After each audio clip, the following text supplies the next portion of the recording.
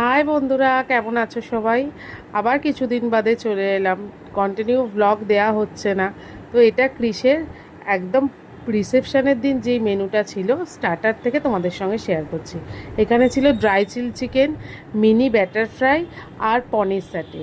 তো আর সাইডে তো মকটেল ছিলই, মকটেলও দারুণ, নানা রকমের ফ্লেভার ছিল, খুব ভালো খাওয়া দাওয়া হয়েছিল। তো এখানে আমরা প্রথমেই স্টার্টার শুরু করে দিচ্ছি। মোমো হাই করে দিল তোমাদের সবাইকে। তখনও গেস্টরা আসেনি, সবে সবে জাস্ট ক্যামেরাম্যানরা সেট আপ করছে। আর ক্রিস তো বসে পড়েছে একদম রাজাবাবু সেজে।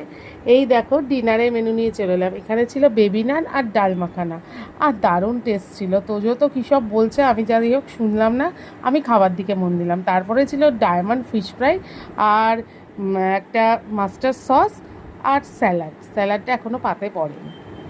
তো যাই হোক, তারপরে চলে এলো পিস পোলাও। পিস পোলাওয়ে ভরে ভরে একদম কাজু কিশমিশ ছিলই, আর সাথে ভেটকি পাতুরি। ও ভেটকি পাতুরি হলে আর কি চাই বলো, সেটা পোলাওয়ের সঙ্গে হোক বা সাদা ভাতের সঙ্গে হোক, দুটোর সাথেই জমে যায়।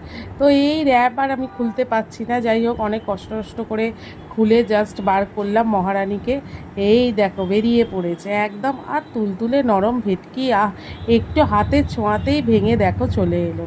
দারুণ টেস্ট ছিল, মানে কিছু বলার নেই। বাচ্চারাও খেতে পারবে, কোনো ঝাল ছিল না, আর খুব সুন্দর টেস্ট ছিল।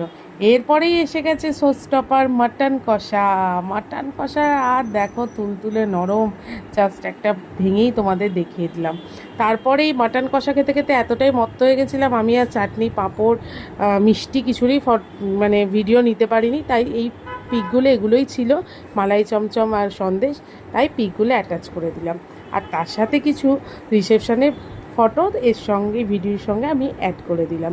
দেখো ক্রিসকে কী সুন্দর লাগছে, আর আমাদের দুজনকে কেমন লাগছে বলো তো, দুই বোনকে।